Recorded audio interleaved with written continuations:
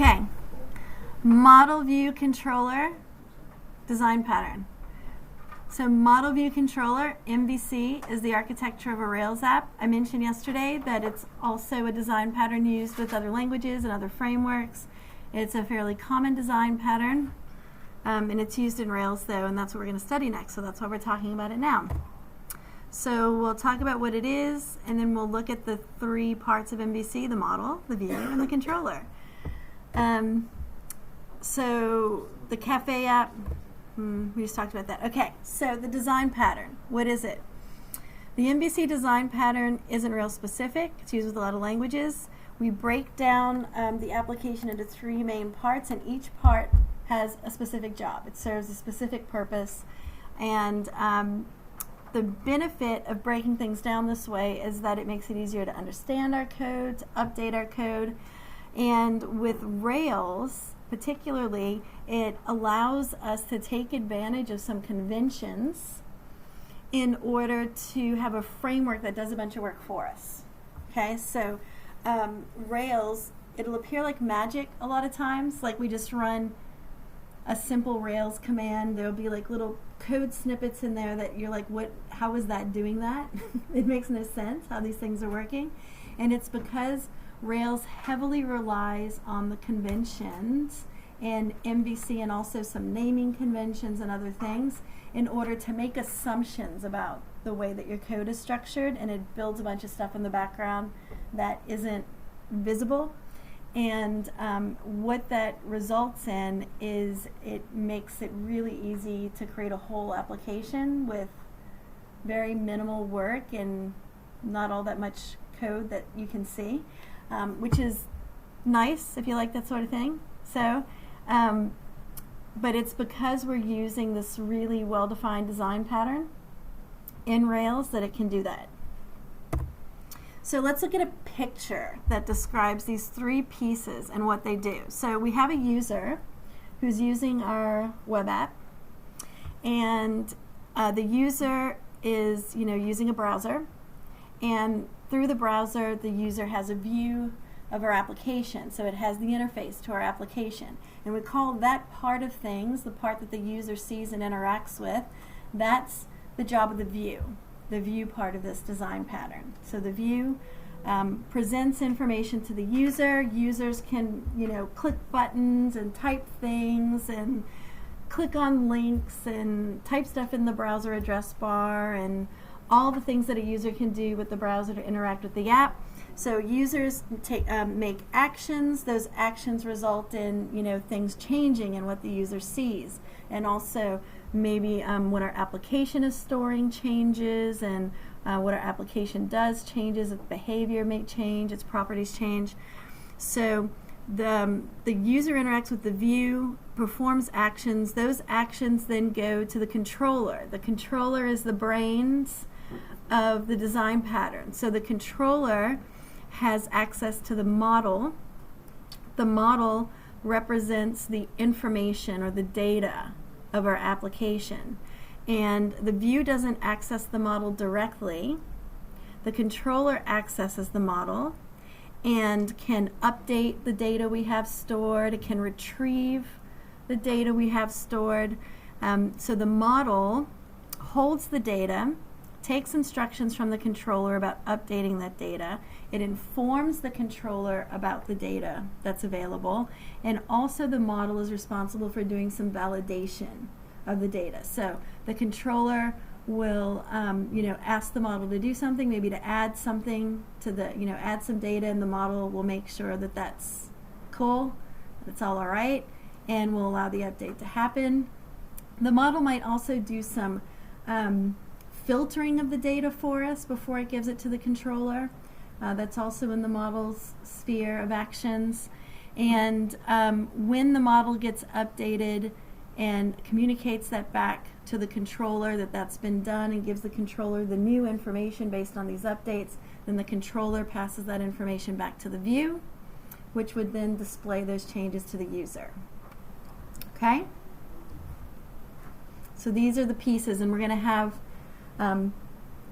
code to implement the view, separate code to implement the controller, and separate code to implement the model. in this design pattern. So that's just what I was just talking about in text, so you have it for your reference. The model defines the data structure of our data. So are there strings? Do we have arrays? Are they numeric? How does our data relate to each other? You know, the pieces of data. So for example, in our cafe, we have a menu, and a menu is a collection of menu items, isn't it? So there's a relationship between our menu object and our menu item object. There's a relationship between our cafe object and our menu object and our order object, right?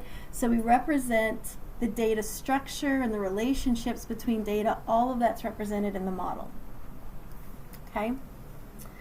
The view is the interface for the user and displays content and allows the user to interact with the content, and the controller is the brain or the orchestrator, and is the midpoint between the view and the model.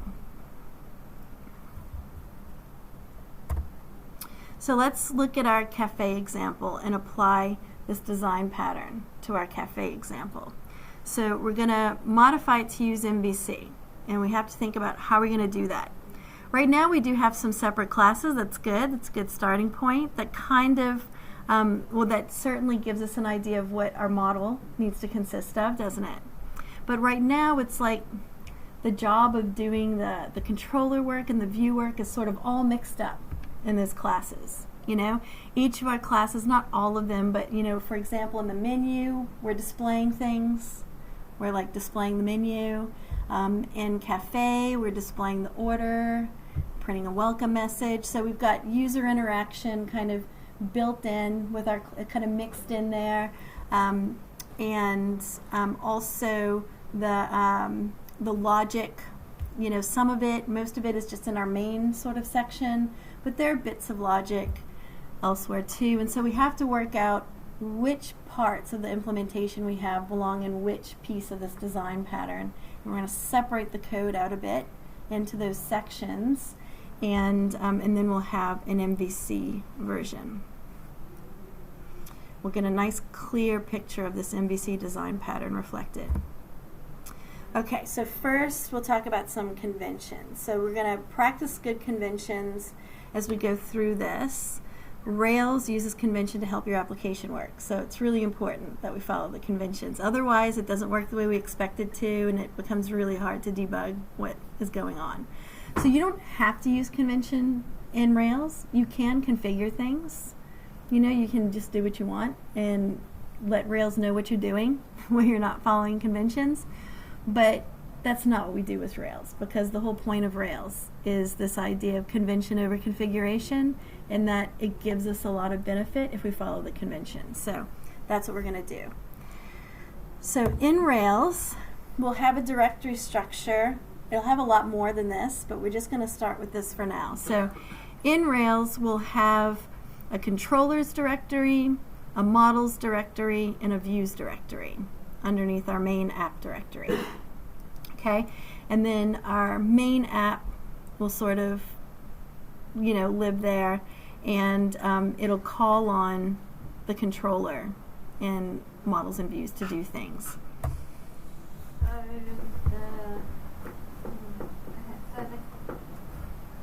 So our controllers files will go in the controllers directory, yep. Our models files will go in the models directory, and our views files will go in the views directory. And the cafe is in the top folder directory. Yes, in the root directory, and what we're going to build. That's right. So let's talk about the models. We have to think about what makes up the content or the data of our application.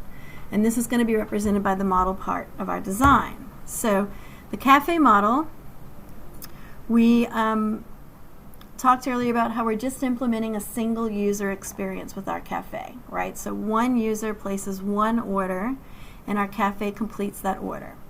So we're not worried about having a customer in our model, because we just have this one user kind of simplified version of our app. We're going to keep the same version of our app and just change it so it's in this MVC design pattern. Okay? So we saw earlier today and yesterday that the parts of our model are a menu with menu items, and an order, and a cafe. right? So if we drew this, does anybody recognize what kind of diagram this is? Does anybody know what this is? Yeah, it's a UML diagram, and it's representing, in this case, an entity relationship. So we're showing the entities that make up our application, and we're showing how those entities relate to each other. So it's also referred to as an entity relationship diagram, or an ERD. And when you submit your Rails application, you have to really understand the data part of your application represented with an ERD and be able to explain what that ERD is representing. So this is just a very first taste of it. We're going to go through this in a lot more detail when we come back from the break, okay? But I just wanted to introduce it here so that we start to get familiar with it. So we're going to have a menu. That's our menu model. And it will have an array of menu items. This is just like what we built this morning, right? We have an array of menu items, where menu items is related to the menu item model. So we actually have an array of those things, right? And our menu item model has a name and not a cos. It's not a cos. It's a cost. And it's in a picture, so I can't change it. I'll fix that later. It's not a cos, it's a cost. All right. And then we also have an order model, and our order is a hash. Now, in my implementation, I used the menu item model, but we actually didn't in ours. So if we were going to rewrite this, let's just do that now. Let me go find it. I have it in Draw.io. We'll fix it up now together. So Draw.io is pretty nice for drawing UML diagrams.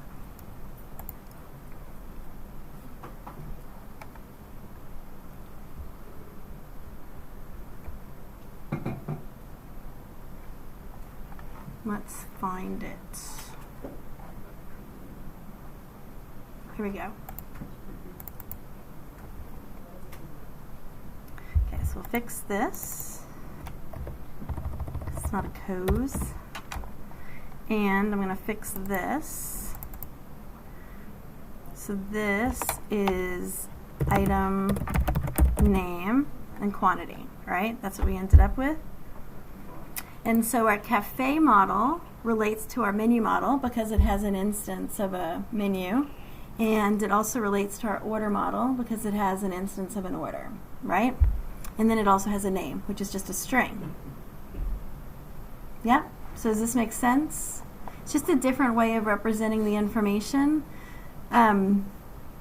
This arrow here means a many to one relationship. So our menu can have many menu items, but each menu item only belongs to one menu because the menu item has a cost, and for every cafe or for every menu, that cost could be different, couldn't it?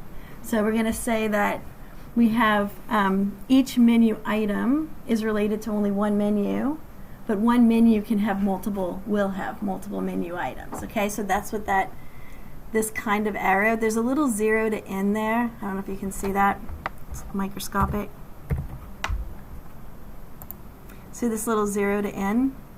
That means many to one. The little 1 on this side, 1.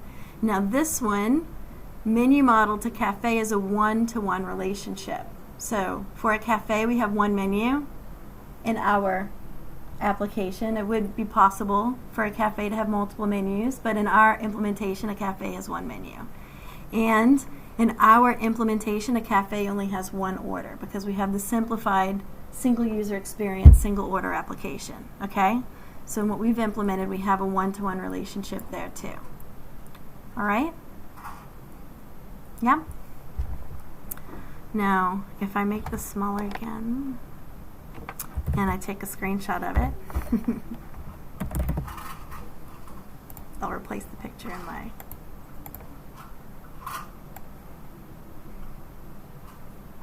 See all my tricks here.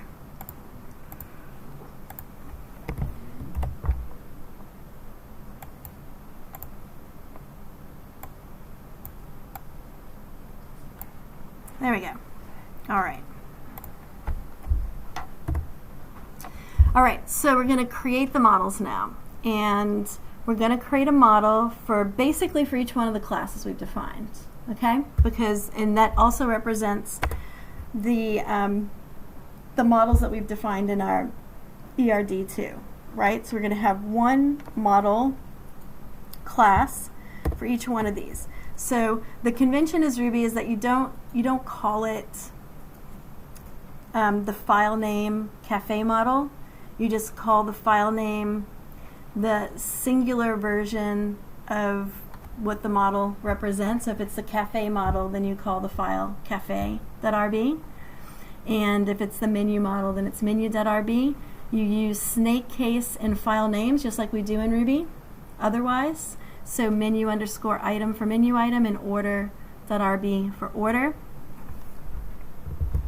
So we're going to define the model, each model in its own file, and we're going to make sure that when we write the models that we're not going to include any methods that print output or take user input. And if we have those things in methods now, we're going to have to pull it out and implement it a different way. Okay? Because that's the view's job. Okay, so let's start by creating the menu item and the menu model. So the menu item is going to look pretty much exactly like what we've already defined. The only difference that we're going to make is we're going to call the class menu item model. Okay, we're just going to be really explicit in calling it a model. And then we're going to create a menu RB, and it's going to provide a get items. Now, you know how with the order class, how we had to define a get items to actually get the hash out of the order so we could loop through it? We're going to need something similar from menu because we're going to separate the duties here. We're going to have a way to get that information. We could just expose an adder reader on that menu array that we create. But I like the idea, which, look, we can do it that way too. Either way is fine. So we've just got to provide a way to get that array out of our menu instance. And we'll have our add item and our item cost. I think we called it item price this morning. I'm happy to call it price or cost. We're not keeping track of profit here, so it doesn't matter too much. So this is going to look a lot like what we have already, with just a couple of differences for this part. So let's go to code. I'm just going to call this directory MVC Cafe. And the first thing I'm going to do is I'm going to create some directories. So I'm going to create controllers, models, views, and then in the models directory I'm going to create menu item.rb, menu.rb. We're just going to start with these at first, okay? Okay. And then you've got. Sorry, do you know which ones are in the controllers? Did any go in the controllers? Nothing went in controllers yet. Yeah, we're going to do models first. So I'm just going to hop over to this one. I'm going to scavenge some code. Is it called models or models? Models. Models, controllers, models, and have you got a And views. Views. Where did I put this? I think I just put it. Oh, actually. And is it good to do them in the MVC? In that directory structure, or what? So like in that order? It doesn't matter because they're gonna get listed alphabetically in your. Yeah, it doesn't matter as long as they're all there. Let me just find this. Yeah, that's not what I want either. That's fine. Okay. So I'm just going to open our one from this morning and yesterday. And I'm basically going to snatch most of this. So we're going to define a class menu item model. You got in where are you now? I'm in menu item.rb. Oh, you're in the model and you've got a file menu item.rb. That's right. And our class naming convention is the same as it is It's same as what we've been doing, right? We use Pascal case for class names, but snake case for file names. So we're going to call it menu item model, and the content is basically going to be this. Hang on. I'm just going to copy Hang on. what's in here. So Vic, why don't you just watch me instead of typing along? So because I'm going to move probably faster than you want me to, and then you can just pay attention. So if I called it price here instead, let's just, because it really bothers me to have inconsistency, I'm just going to change this to price. I'll change it in my slide later, but What did you cut from it? the initialize. So there's my menu item model. Done. Okay, that was a simple one. Not much to it. All right, so now let's do menu, and we're going to call this class menu model.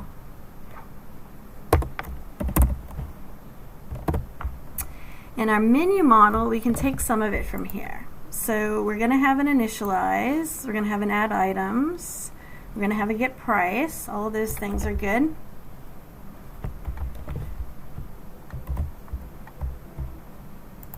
Okay. And we also need a way to get this array out of an instance of menu model. So we can do that a couple of ways. We can provide a method like we did earlier for order items, or we could just expose that instance variable. How would we do that? To access it, just read it. We just need to read it. And then just add a read. Yeah, because we have add item to update it, right? And this is just like providing a get method, right? It's exactly the same thing. Now, I've put this in a separate file. Yes, it's in its own file. So what do I need to do? I need to do something else here.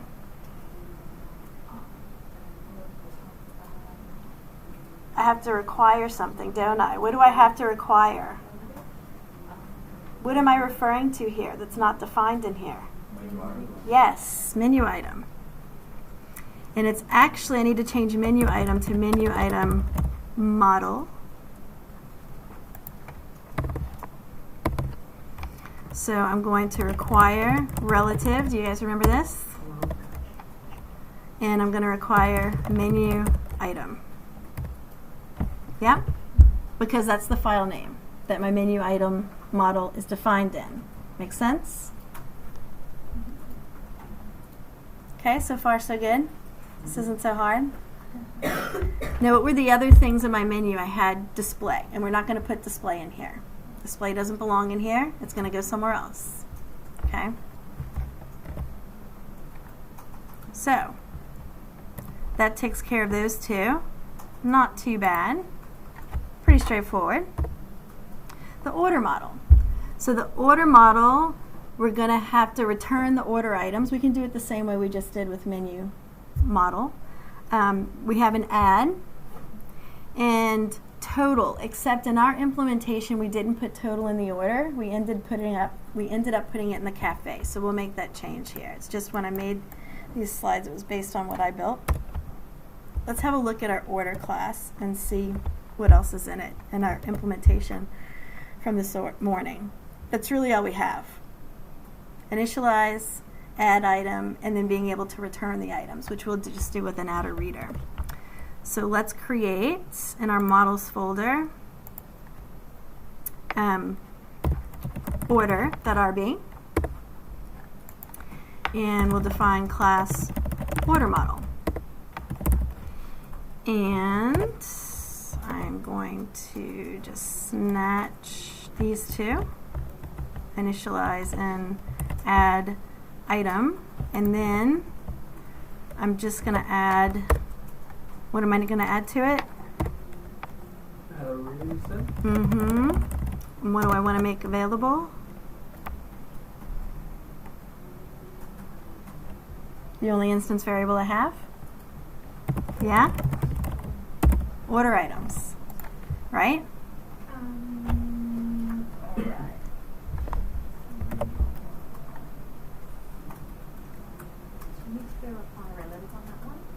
Well, if you look at it, am I referring to anything in here? No. I'm not, right? So that's what tells us we need to do a require relative. When we look at menu, we can see we're referring to menu item model, and that's going to create an error if we don't tell it where we're getting that from. Okay?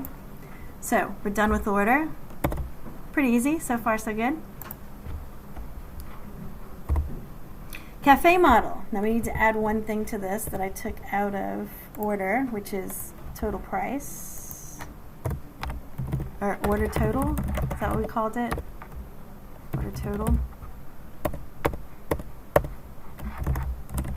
Returns the total price of the order. Okay, so let's look at what we need to do for this one. And this is pretty much the methods in our cafe. So now our cafe controller, when we get there, we only want it to have to interact with the cafe model and the cafe view. Okay? Which means that any information that we need to be able to get through the cafe model. Okay? And remember that our cafe model is related to our menu model and our order model, isn't it? Because it's got an instance of menu and it has an instance of order.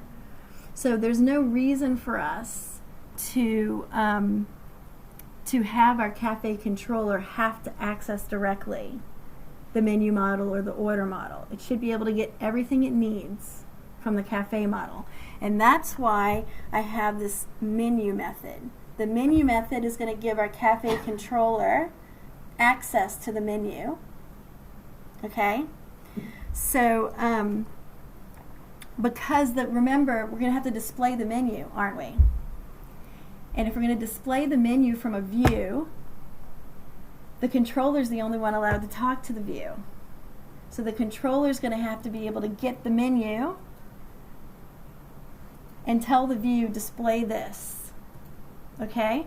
And because our cafe controller should only access the cafe model, all right, that's why our cafe model needs to expose access to the menu information. Okay? So that's why we're going to have this.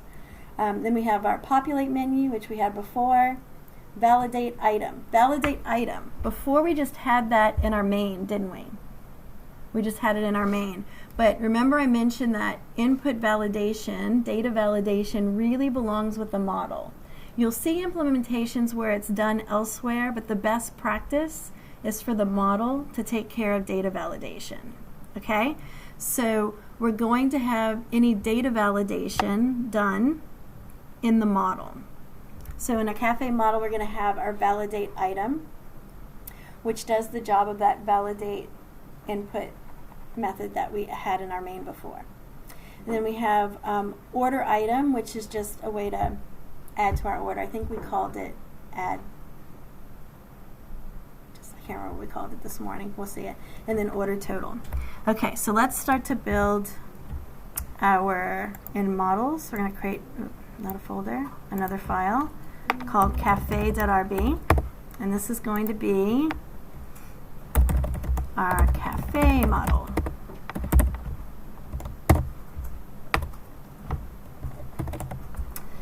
And in our cafe model, we can steal some of what we did already. So we'll have an initialize. We're not going to print a welcome message though. I'm going to take that out. Hold on, I'm going to copy this over. And I'm going to take out that. That doesn't go on a model. Instead of menu, what do I need to refer to? Menu model. Yeah. And since I'm referring to menu model, what do I have to do? Require relative. Yeah.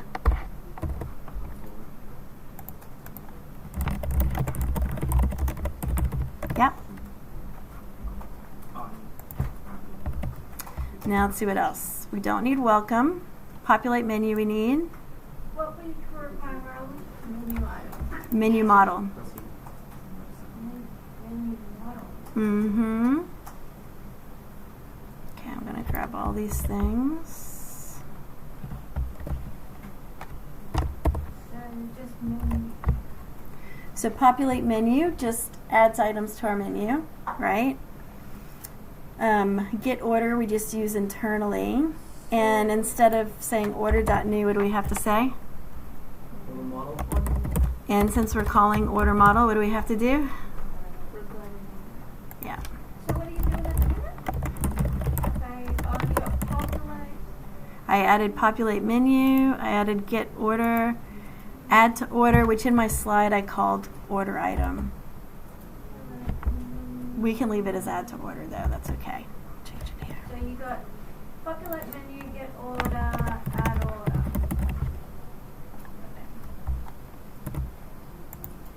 Okay.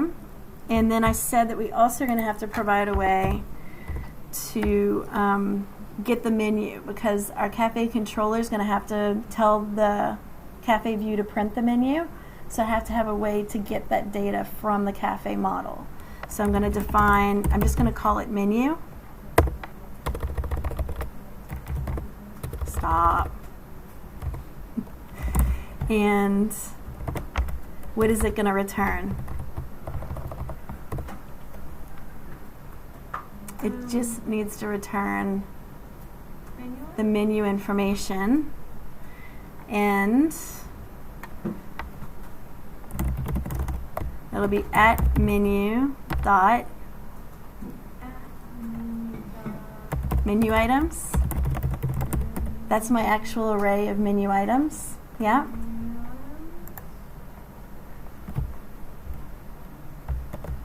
Okay, let's see. Oh, order total. Let's go grab that. We've already got that written. Where is it? It's in our cafe class. Order total. Where was it originally? In our cafe, it's in the cafe class. In our, I'm sorry, yeah, in the cafe class in our original implementation. Order total. So see, we can mostly take exactly what we had in our class implementations that we already had. We just have to leave out the user interface bits and rename our classes to with model. And because we're putting them in separate files, we need to make sure that we require relative anything that we need to include. So let's just look back again at this one. We had display order. Does that belong in there? That doesn't belong in there, right? We're going to have to put that somewhere else. Okay? And then I also said we're going to have a validate input. I called it something else on the side. Validate item. We can leave it as validate input. So you're gonna get that, are you? Yep. But we're going to have to make a change to it because Where's the validate? what do we need to change about it right now? What do we need to change about it now? There are a couple of things actually that we need to change about it.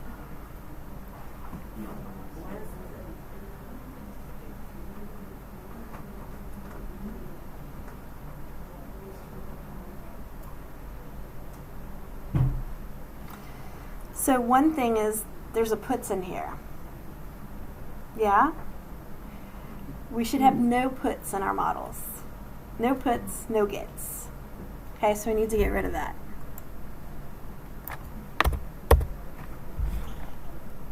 We'll have to tell the user from the view if there's a problem with input. Okay? Now the other I'm going to leave for the moment right now. Right now we're hard coding into our cafe what the menu items are. That's not cool. So Right? you changed it? Because we've moved this validation into our cafe model. Because before it was just in our main. Do you remember? It was just in our main. So it was okay for us to hard code that we're looking for latte, tea, and scone because it was in our application that was defining that menu, right? Just in our main. But now we're moving this function into our cafe model. Our cafe model is just a template for a cafe. We can't hard code check for these things. Does that make sense? So, what can we do instead? How do we know what's on the menu from here? You're gonna have to write something out. So what am I doing in this validate method? What am I trying to determine? If what they've given me as a choice is actually relates to something on the menu. Yeah? So from here, do I know what's on the menu from the cafe model? Do I know what's on the menu? Oh, you have to require relative. I know what's on the menu because I've got a menu. And I'm going to populate it. And once it's populated, I know what's on it. Right? So instead of having this case statement, I'm going to have to do something different, aren't I? I think because menu is a hash, right? It's actually an array. Oh, it's an array. Mm-hmm. Okay, so it's a hash. It's an array. So what can I do? What I'm going to be given is a string. This input is whatever the user typed in. Yeah? It's a string. And what I was doing before was comparing the first letter of that string to specific values. Right? Well, array, you can use map. I could, but let's not use map just because it might confuse some people. We could just loop through it, couldn't we? Yeah? So just like before when we were looping through in menu to get the price of an item, we're doing some matching, right? So we could do an at menu dot menu items, because remember, menu is not the array. Menu's a menu model instance. If we want the array with the actual data in it, we've got to get the menu items. That's the array, right? So we can do that each do, and that's just a list of menu items, right?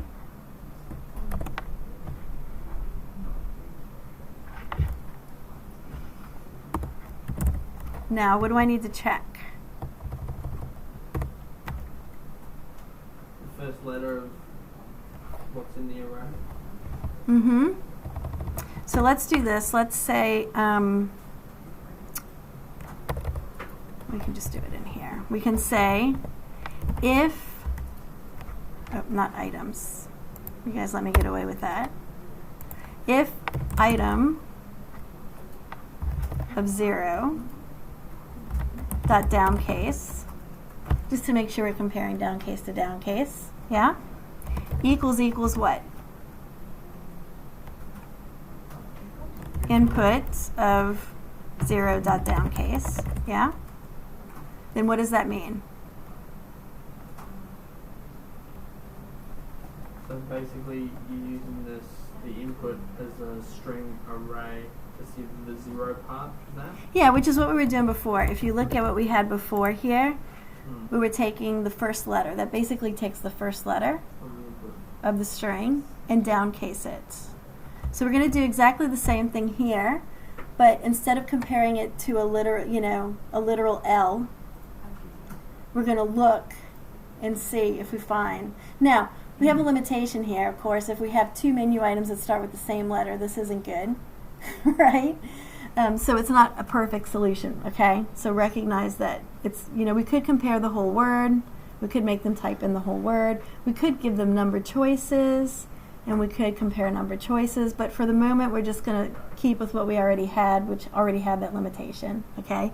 And go with this, and just recognize that we would have to do more with input validation. Just like I mentioned this morning, our input validation is weak. It's not great, but because we have so many other things to talk about, I'm not going to focus on that too much, okay? So if the first item, the first letter of my menu item equals the first letter of the input, then what do I want to return here? It's not actually item 0 downcase. What is it? Item 0, item dot name of 0 dot downcase, isn't it? Because that item's a menu item, isn't it? Yeah? Okay, so if those are equal, what do I want to return from here? Yes. Item.name. Yes. Now, before I loop through this whole thing, I can probably check if it's done. Or I can leave that to my controller to work out. And I think it might make sense to leave that to the controller to work out, because now we're using this done. This done is really like a keyword that we're using to say it's done, but we don't want to build that into the model. Does that make sense? We're going to let the controller detect the done case and handle it, instead of having our cafe model do that validation. All right? So if we get to the end of this loop and we haven't found the item, what does that mean? Invalid option. It's an invalid option. And what are we going to return in that case? Let me take this out. Validates user input if the first letter matches menu item. Return that menu item name. Otherwise, return nil. Limitation: if two menu items start with the same letter, we'll return the first one, won't it? It's just going to return the first one. Okay. This actually should be indented.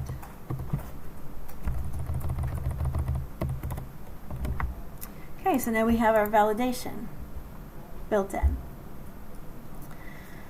All right, cool.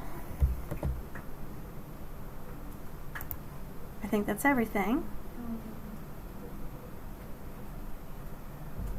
So that wasn't too bad. We had to do a little bit of work there, to make it fit this design pattern, but it wasn't too much work, and hopefully the changes we made make sense. And would you do like that in your different classes and then move across, or would you start with this? No, I would start with this. You'd start with that, right? Yes. Yes, and when we do Rails, it kind of happens. It forces you to do that in a way. Well, it doesn't force you to. So look, you can build your whole Rails app by hand if you want to, but people don't. So Rails provides a bunch of shortcuts that allow you to do some scaffolding. So you can say, for example, Rails generate model cafe, and these are the attributes I want.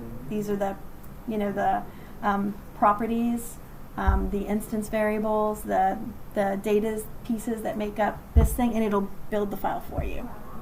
Yeah. Yes. Yeah, so Rails, you can generate the controllers, the views, the models. You can run Rails scaffold, and it'll create everything. And that's good, but it's also, makes it hard sometimes to understand why things are working because you didn't build it yourself. So you're like, how is that happening? I don't understand what's going on. And it's because it did it. We call it Rails magic. So I actually get a bit frustrated with it, but it's nice because you literally can build a whole app in like a day What did you say with Rails. limitation was? The what? What did you say your limitation was? Our limitation is that if two menu items start with the same letter, it's going to return the first one. Yeah. Okay. All right, so we're done with models. Yeah.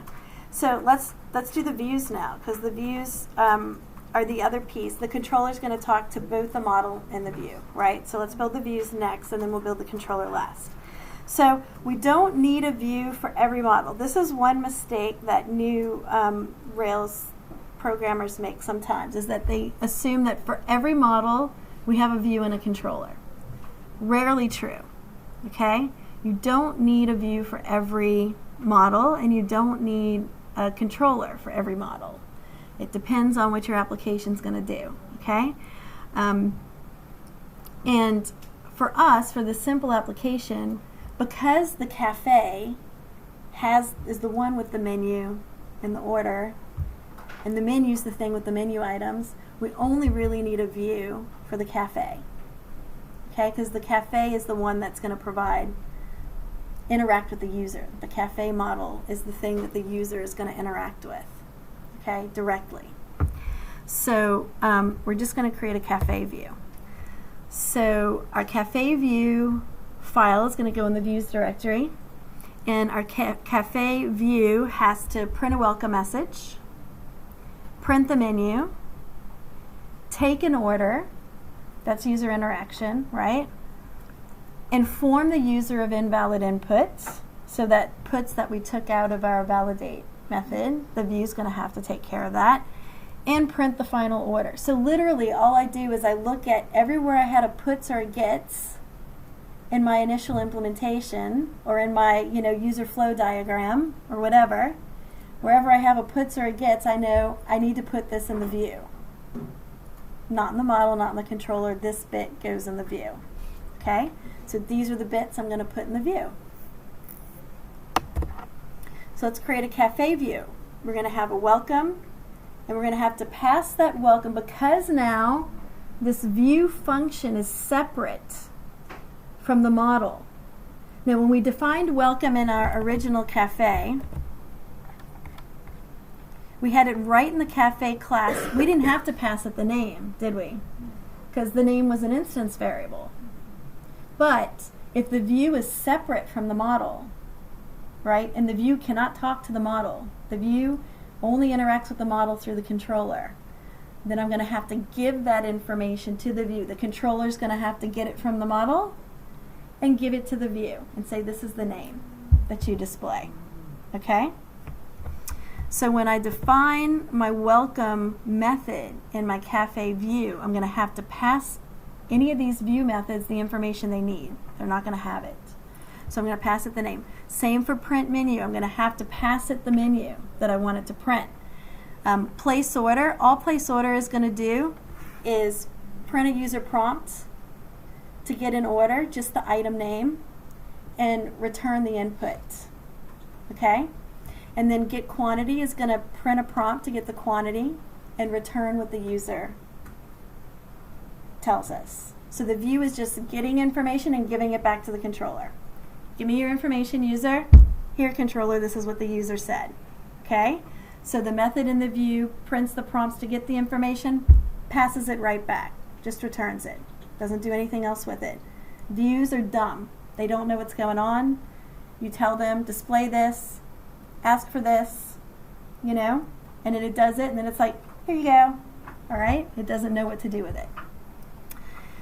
Invalid input is just going to print a statement when we tell it to that says that input's not valid. And then print order is just going to print the order, which we're going to have to pass to it. Okay? So let's create that. So we're going to, in our views directory, we're going to create a file called cafeview.rb. And we're going to create a class, cafe view.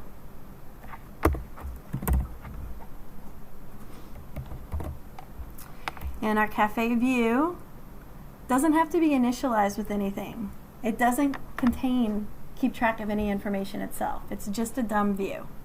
Okay? So there's no need for us to define an initialize method. We're just going to use the default initialize method that comes with object.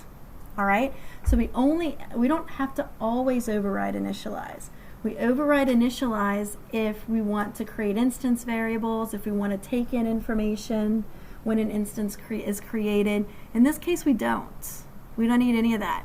So we're just going to define the methods we need. So we said we need a def welcome that's going to take a name. We're going to need a def print menu that's going to take a menu. We need a place order, and it's going to return whatever the user gives us. We need a get quantity.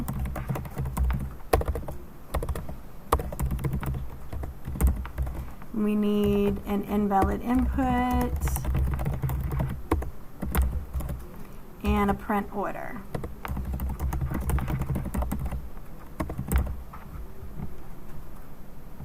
Okay? So what is the welcome message going to do? We can go over to our other code. We can grab this.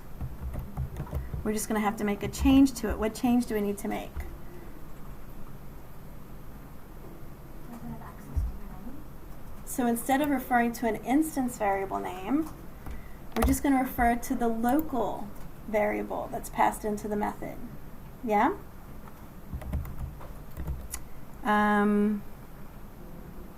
Display menu. We didn't define a display method, did we? Or we're going to have to change this anyway. So menu.display. Instead of calling menu.display, what are we going to do here? We're going to do this, aren't we? What the display method did in our menu class before. So we're going to grab that. And we're going to have to make a small change to this too. What change do we have to make? Yeah. Yeah. So, What did you? Okay. now, we'll have a choice here when we call print menu. We can pass it the menu object, in which case we'll have to call menu.menu items. Or we can pass it the menu items directly. We'll just leave it like this for the moment. We'll assume that we're going to pass it the whole menu model object from the controller, and then we're going to get the menu items from that, okay, and print them out. Okay, place order. Place order is just allowing the user to place an order. Okay, so all we say here is that we print a user prompt to get an order and return the input, right? So we're just going to say, this is just this part of the code down here. Here. Yeah?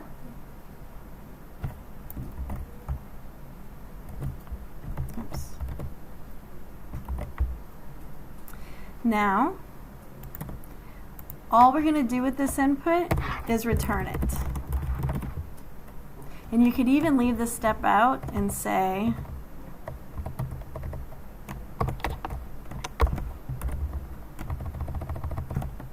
return gets.strip. There's no need to even instantiate a variable there. Does that make sense? Just put return gets.strip. Yeah, we're just going to return what the user gives us. Get quantity. We're just going to do this.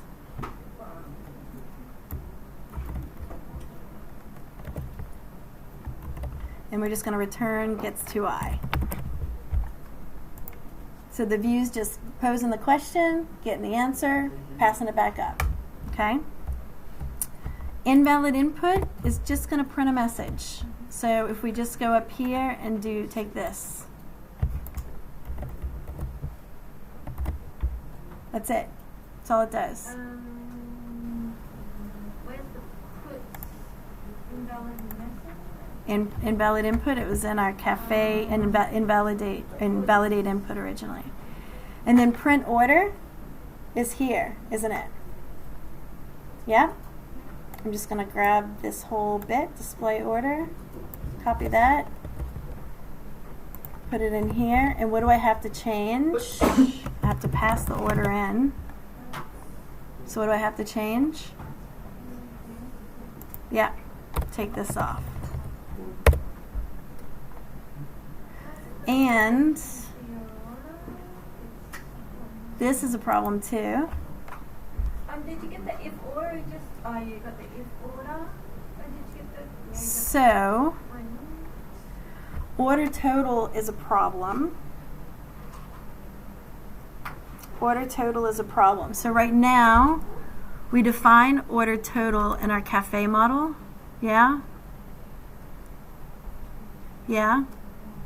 So we're going to have to pass that information in too,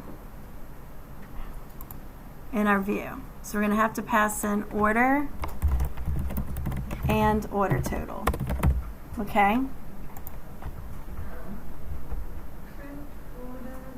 Now the way that I had implemented it myself, the reason it isn't in the slide is because I had the order store menu items. So the order knew about prices, and I think I used the information from the order to get the price to put in here. So, but this is fine too. We're just going to pass it in. Now, what do I need to take out of? No, this is all okay. Actually, this is good. Okay, so there's my. Do I have an extra end here?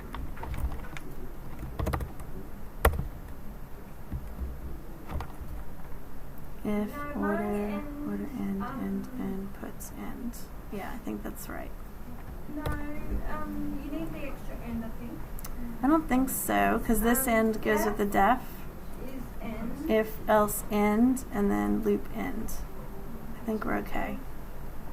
Else and do end. Oh, I'm okay. We'll see when we run it. Okay, so there's our cafe view. Done. So the thing to take away from that is all our view does is print stuff or take inputs.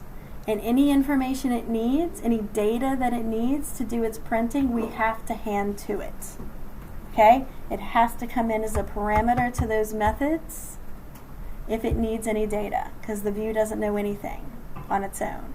All right? Okay, now the fun bit, the controller. So the controller talks between the two. It does. That's right. That's right. So the cafe controller is going to use the cafe model, which contains all the data, and the cafe view, which is interacting with the user, and it's going to talk between those two things in order to provide the implementation that our user experiences. Okay?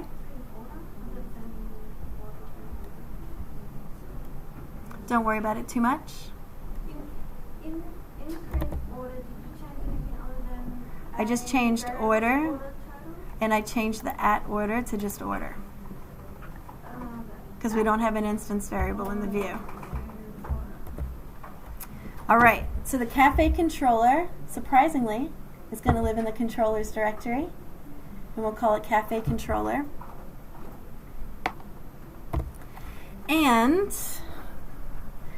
it will have an initialize method because we have to associate the controller with the cafe model and the cafe view. So it's going to have an instance of the cafe model and an instance of the cafe view, because the controller's job is to talk to those two things. So we're going to create a cafe model, we're going to populate it the way that we need to for that cafe, and we're going to create a cafe view. And so the initialize method for our controller is going to take the name of the cafe and the menu items, that hash of menu items. And it's going to use that information to create a cafe model with the menu it's supposed to have. Okay? And then we're going to have a run method.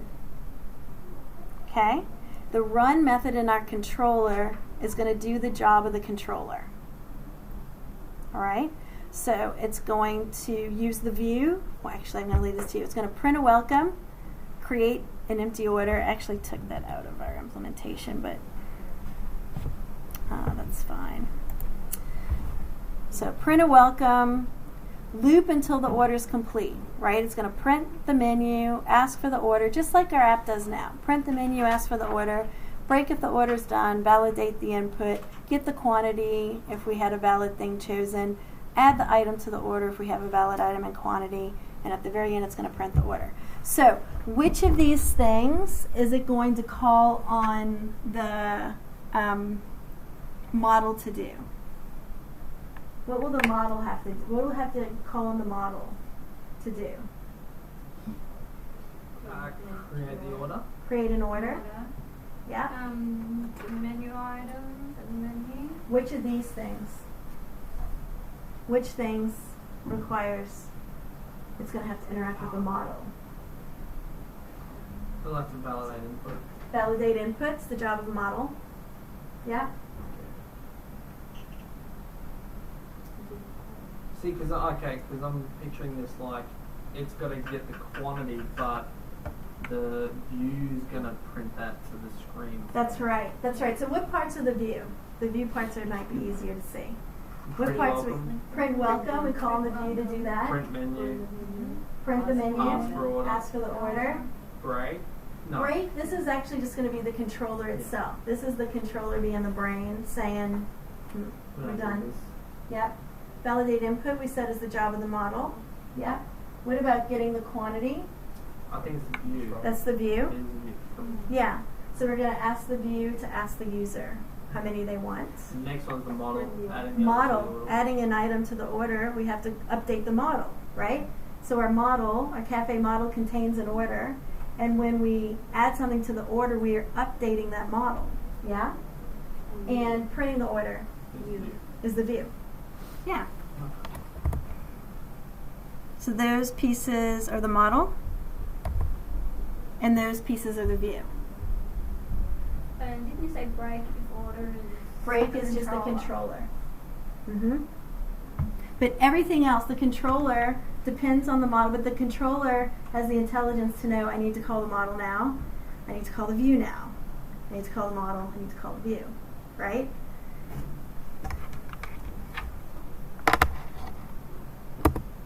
Okay, so let's build that part, and then we're done. Except then we need to instantiate the controller. Okay, so in the controllers directory, we're going to create cafe controller. So we're going to have a class cafe controller. And I told you that when we instantiate the cafe controller, what do we need to give it? What are we going to pass to it?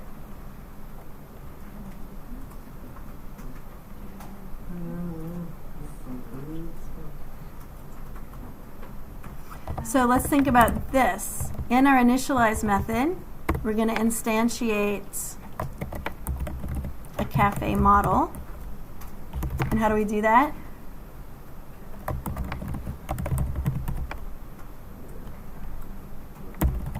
New. And when we instantiate the cafe model, what does it need? Require relative. Yeah, we do need that. But our cafe model needs a name and menu items, doesn't it? Uh-huh. So our cafe controller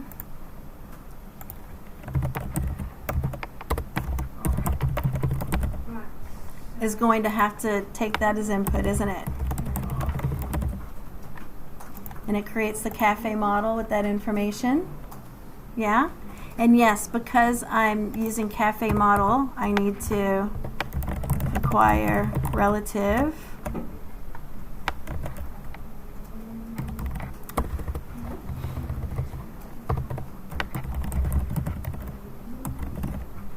Oh, yeah. Okay. Would that be correct then? Would it just be require? It's relative It's because relative? it's relative to that's in my project. Okay.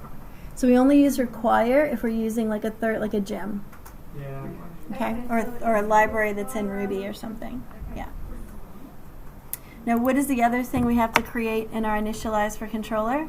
So did you? Yeah. Okay, view. And how do we create that? By what you typed there? And I don't need to pass it anything, right? The view doesn't hold any information. No. So I don't have to pass it anything. I just have to create an instance of it. So there's my initialize method. Now I'm going to have a run method. Do we have to do the require relative for the... Yeah, we do.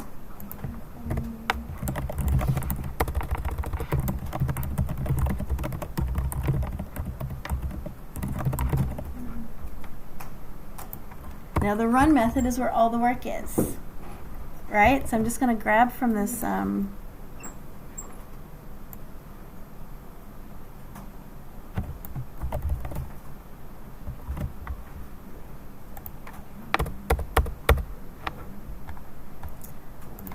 so here we go. How do I do this first step? Run. So you just gotta pull it from the view. How do I do that? You already got the method for that. Yep, so what do I have to type? View or display menu or Welcome. And welcome needs an argument, doesn't it? Remember, look at our cafe view. name? Welcome needs the name. Yes? which means in my cafe controller, I either need to get the name from my model, which is actually the appropriate thing to do. So when I call welcome, how do I get the name? You just make it a string. Who knows the name? Who knows the name of the cafe? Where's that piece of information?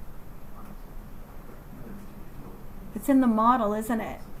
The model's the one that's responsible for keeping track of the data. So if I can say cafe model. Now, if I'm going to say that, I better make sure that my cafe model does what? Cafe model. If I want to say cafe model.name, yeah.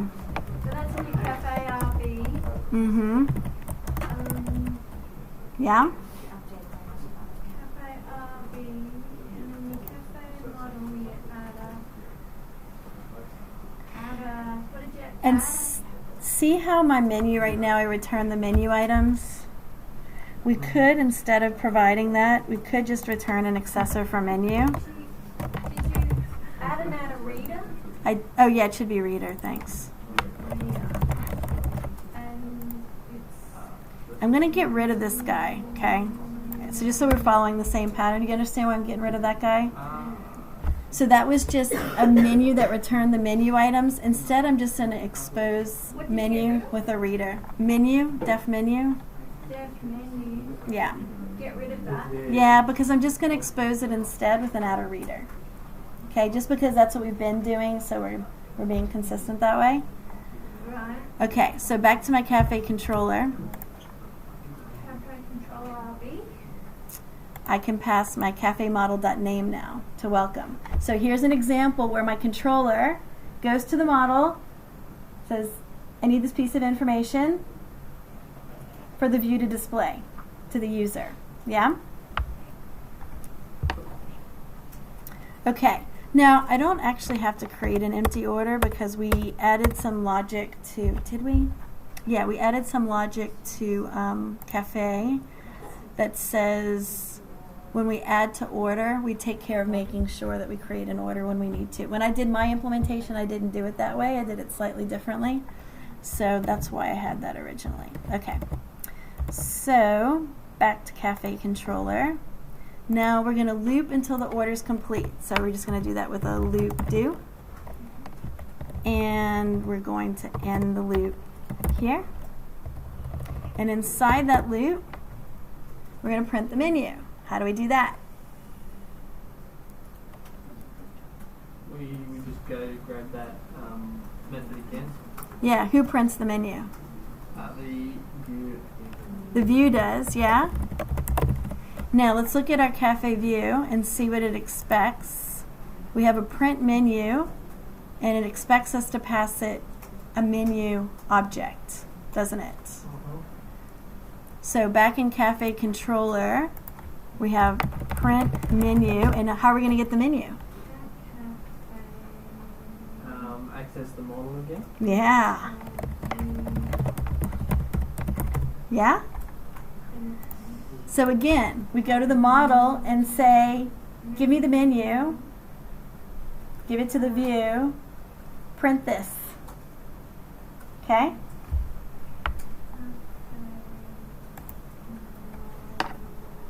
How do we ask for the order?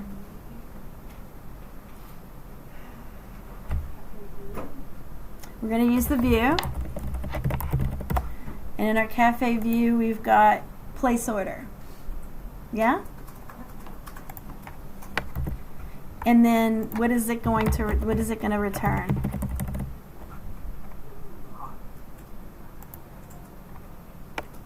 It's going to return whatever they type in, isn't it? So look at the cafe view, place order returns gets.strip. So But you have to get it from the model, don't you? we'll know this is user input. That's why the view tells us. Alright, cafe. So I'm going to say cafe view dot placeholder. item equals, yeah? Because it gets it from the user and gives it back to us. Yeah. Yeah? So now we have the item. Now I want to break if we're done. So I can do that here because I have what the user just told us. Yeah? So I can say what? Break if. And I'm going to follow the same convention that we have been. We're just going to check the first letter down case. So if item of 0 down case equals what? D. We're done. Yeah? Now, if we break out here, we won't get to this next line of code. So if we get to this next line of code, it means we got something other than D. But at this point, we don't know what it is. It could be something that's not on the menu, right? So we need to validate the input. Whose job is it to validate the input? The model. So we have in Cafe model, we have this validate input that takes the input and returns either the item name or nil. Yeah? So we're going to call that one. And what are we going to pass it? An input. What's the input? Item. And what is it going to return?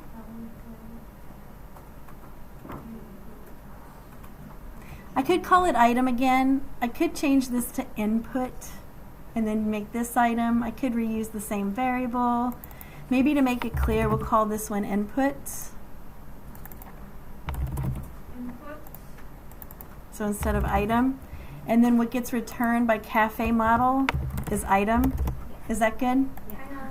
Because until we validate it, we don't actually know it's a menu item, right? It's just input. We just know we got something. We just know we Is that got what some it is? input, but we don't know what it is. Yeah? So this is equals item. Item equals cafe model dot validate dot input. Now, get the quantity. How do we get the quantity? We're going to ask the view, and we only want to do it if we have an item. Yeah? And we want to get the quantity back. So get quantity returns the quantity to us, right? So instead of doing it in, I guess I could say quantity equals, I'm going to use the view dot, what was it? Can't remember. Get quantity.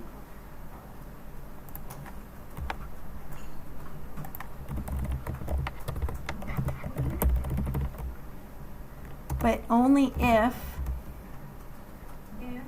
item. Okay? Because validate input might return nil. Yeah? So if what we got is invalid, it returns nil. Yeah? Now, the other thing here, though, is that I didn't have it in here, but I need to say print a message if input is not valid, and get the quantity if we do have a valid item. So since I have two different things to do here, I might just, break down and not do it with this kind of if statement. What?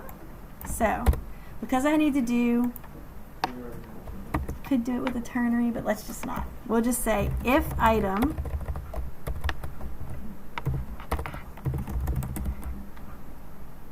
then we do this, yeah? Hang on. Item. And do this. And if we didn't get an item, we want to print a message, right? And who prints the invalid? Yeah. And what do we call it? Invalid input.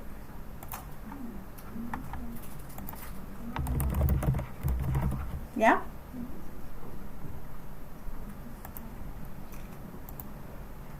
Now, it's not hard, right? I mean, just make it look so easy. So you just have to do a piece at a time. That really is the trick, okay? So we break it down first into what data do we need to represent here? And that defines our models, okay? And we define those models, and then we just keep in mind a model doesn't print anything, a model doesn't get any input. A model only keeps track of the data, only represents the data, and nothing else. So if we need to provide methods to read that data, or update that data, or validate data, we put those methods in the model. That's all that goes in a model, okay? Our view is only interacting with the user. That's all it's doing. So anywhere that, I mean, look, you can write the pseudocode like this, Like we know how to write this pseudocode, or these, this is the flow. I need to print a welcome, create an order, although we didn't have to do that when we implemented it, and then I'm going to print the menu, and then you just take this, stick it in your file, just like I did, And then you just take it one step at a time. Print welcome, print, that's view. And if you haven't implemented a welcome method in your view yet, well, that's the time to do it, right? And then print the menu, that's view, okay? And if the view needs information in order to do that interaction, then I need to get it from the model. So controller's job is get it from the model, give it to the view. Get the user input from the view, and based on what it is, I might have to do something to the model, right? And so you just break it down, okay? I'll come up with another example so that you guys can practice this on your own, okay? And then we can go over that example just to kind of practice what we're doing here, breaking the problem down this way and representing it with this. But can you see how this design pattern makes something super clear? It makes it really clear. And I know that when I'm updating this application, if I want to add customers, I know I'm going to have to add a customer model. I'm going to have to add any views that interact with a customer, like to get their name or, to get their credit card details or, like that interaction is going to have to go in a view. And so you just, when you want to add something, where those pieces need to go. And it makes it much easier to enhance your application. And then when there's a problem with your code, it makes it much easier to figure out where you have to look to see where the problem is, So it's, it makes it super clean and nice. I really like this design pattern. I suppose it's like, also, because it's all the little things, it's easy to do all those things separately. That's right. At a big thing, it looks a lot more intimidating. It does. It does. So really the trick is to learn how to break it down into the small pieces. And that's really, a large part of the difficulty.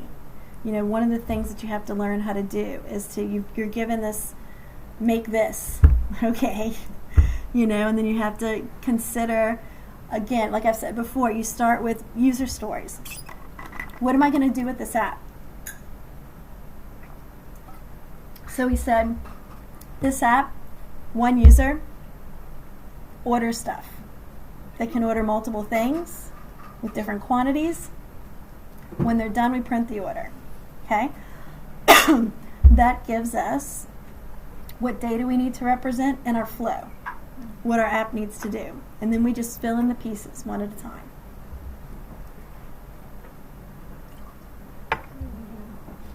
And the only reason it seems to come easy for me is because I've done it hundreds and hundreds of times. Okay? I've taken problems like this, broken it down, and written an application to do it. So when you've done it hundreds of times, it won't take that long. Okay? It didn't, you just have to practice. Okay. So we're at almost the end. We have to add this item to the order if we have a valid item in quantity. So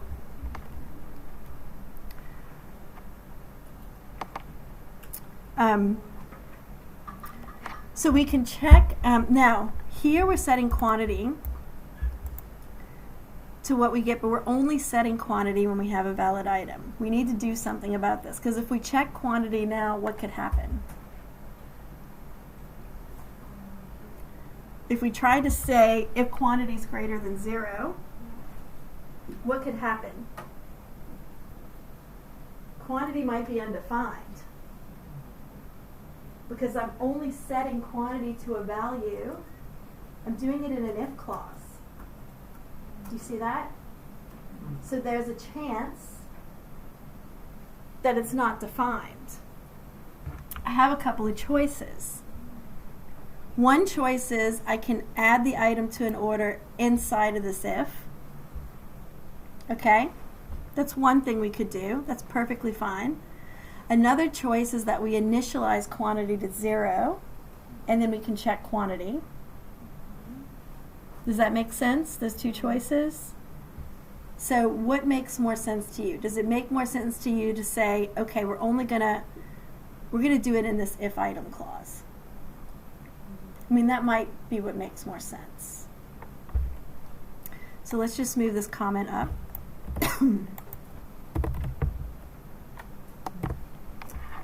So now we know we have a valid item at this point. Yes, because we're in this if block that says we've got a valid item. We're not sure we got a valid quantity, but that's easy for us to check here. We don't really need to validate here because it's 0 or it's greater than 0, right? So, or it could be less than 0, but it's a number. We know it's a number because our get quantity returns an integer. We're guaranteed it returns an integer. Yep.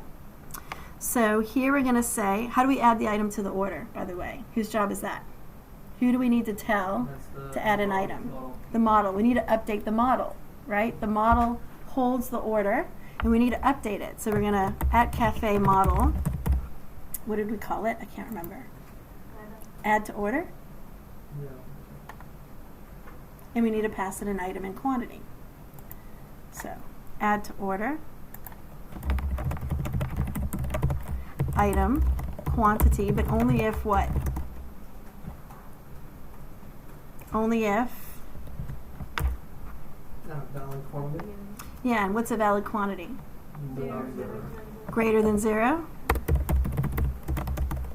Yeah? Yeah.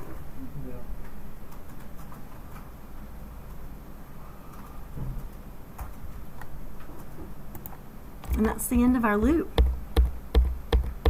So all that's left to do is to print the order. Whose job is that? Mm-hmm.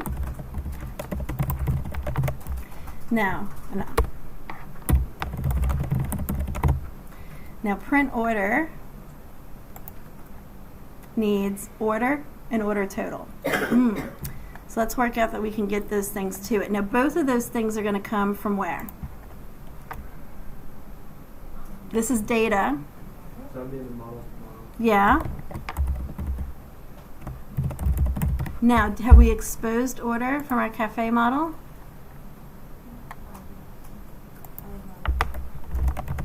Let's do that. Oh, cafe model. Right? So we haven't needed to until now, but now we need to. In cafe RB, in your cafe model, Mm-hmm. you have to add order. Yeah. And that's so from the cafe controller, we can. We don't, because we're not actually instantiating Okay. it. We're getting it from the cafe model. At cafe. Yeah? And we've already brought in cafe model. Okay. So how do we get the order total? That's also in our cafe model. We have this order total. See that? That's in our cafe model. So we're just going to call on it again. Order.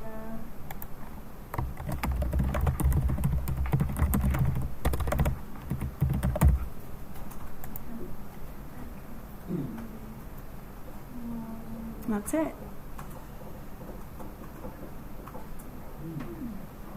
So you can see, just like we saw on that slide, all the lines where we said, this is the job of the view, this is the job of the model, you can see what we're referring to, Oh, good. the view and the model. Kinda like- Now we have these additional things that, in order for our view to print a menu, it has to have the menu. We need to get that menu from the model and give it to the view. right?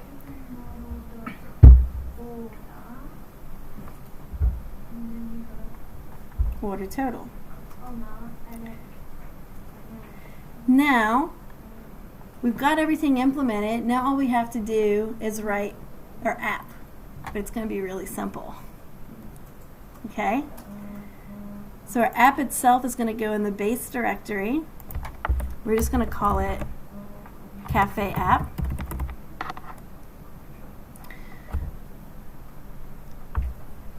What are you doing now? This is in the base directory, our Cafe App. And our Cafe App, So you're in Cafe program and you made a file. called and the Cafe base app. direct, yep. And the only thing it needs is the controller.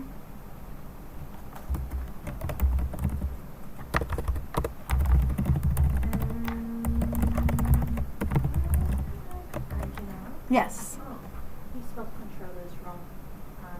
I did. Thank you. Controllers. Okay. What do you call it? That was his. Thank you for that. Now, I'm going to create a cafe controller.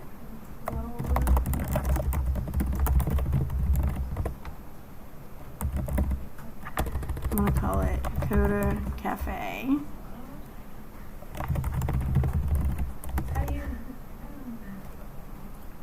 And I'm going to say,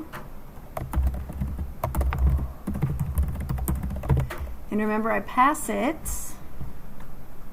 I'm going to snatch it from this other file. This.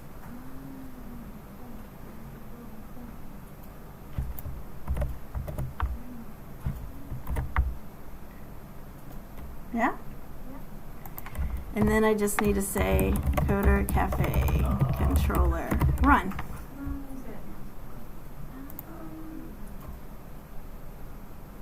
And that's it. Hang on. Wait. So you got it from this. Now what are the chances that it all works? What? You got the... That I don't have any You got the typos or coder, mistakes. You got the What do you coder. think? Coder Cafe, or Coder Cafe controller is just a variable name. I have a good piece. I think it's gonna go. You think so? Yeah. Were you guys good pair programmers watching for my mistakes and correcting me? You did catch that one with the directory name? You just Huh? coder at cafe.new. So this is as much, a statement about me as it is about you, if this doesn't run. Yeah? Okay. And cafe. Okay.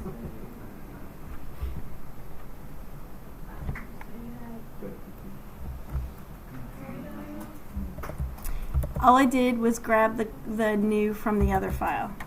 Pick. Okay, so here,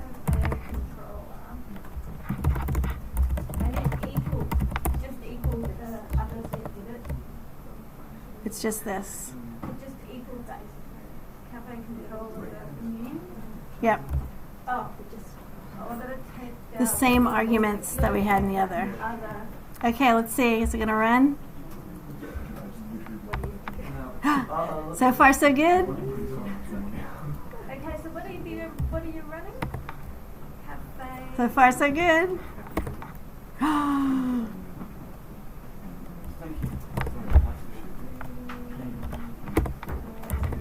Oh no, so close. Okay, Oh, mine's not running. get items for order model. Ruby knows it. Okay, and this is an order total. Because we needed to change order total, I think. Order total in cafe model, line 29. This is going to be an easy fix. Okay, so order in our order model. Remember, we used to have a get items, and I said let's just create a reader. Yeah? But I didn't change it in the method. We're still calling get items, which is what we implemented originally. So what do I need to change that to? Not get items, but just what? Let's look again. Order items. Okay, because we just exposed the variable instead. That's easy. What did you do? So in our cafe model, In your cafe.rb? yep, Yeah. in order total, we need to refer to order items instead of get items. Order item.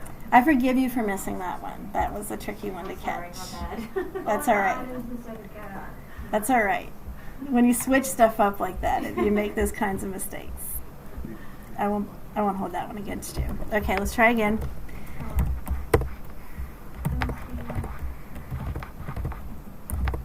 Oh no. Okay. Oh, get items again. There's another place. Okay. cafeview.rb and print order. It's going to be the same problem. Not get items. Okay. Oh, where are you going? Now? In cafe view. In cafe. Same change. View. In which one? In print order. It's order.order items. It gets just strip. No, print order. Print order. Print order. It's just order items instead of get items. Print order. Order.order items. Okay. I feel good about this now. Order items. Order item. Mm-hmm. Yay! Fantastic. I must be logged in as PG admin. What is PG admin 4 doing there? I don't know what that's about. I was playing with PG admin earlier. Okay. All right. So, see if you take it step by step. It's really quite simple, isn't it? It's quite simple. But you just, the hard parts are working out how to break it down. What do I need a model for? How do my models relate to each other? What belongs, what does my app want to do, and then what belongs in the view, what belongs in the model, and then the controller talking between the two. Okay? So my suggestion, actually, is just try to rebuild this yourself without looking at what I did. Okay? Try to rebuild it yourself. Even if you want to, start maybe just try without looking at anything. See if you can build it yourself. If you get stuck, look at the slides, not at the code. Because the slides do walk through a bit, but it doesn't give you the answer. Okay? So walk through the slides.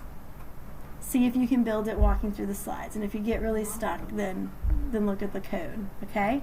I think if you practice that and do it earnestly, that it will help to cement what we've done here. Okay? And if you can get your head around what we're doing with this design pattern, it's going to make Rails much easier to understand.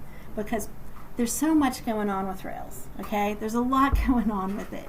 There's, understanding the interaction with the database, and there's the configuration of it. There's, understanding some network bits that we haven't gotten to yet, some client-server network bits like routes and routing. We'll talk about that when we come back. But a big part of it is understanding this architecture of the application. Okay, so if you can understand that part of it, it takes away some of the confusion that you might encounter when we get to it. All right. So tomorrow we're going to talk about some of the database pieces to try to give you some familiarity with that also new piece that we're gonna find when we get to Rails. We have this database that we have to interact with. So we're gonna talk about some database fundamentals, some fundamental understanding about databases, and how we can look at our data in the database outside of Rails. Because when you're trying to run Rails and it's not working the way you expect it to, sometimes it's because the data is not what you expect it to be, and knowing how to look directly in the database to see what's there will be helpful. Okay? So that's what we're going to do tomorrow. And then when we come back from the break, we'll see if there are still questions about this, and then we'll start digging a bit.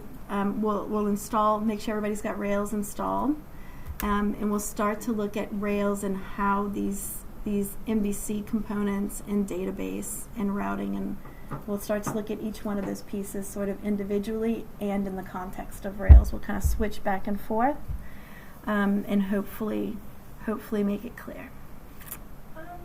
Fun? Yeah? Good?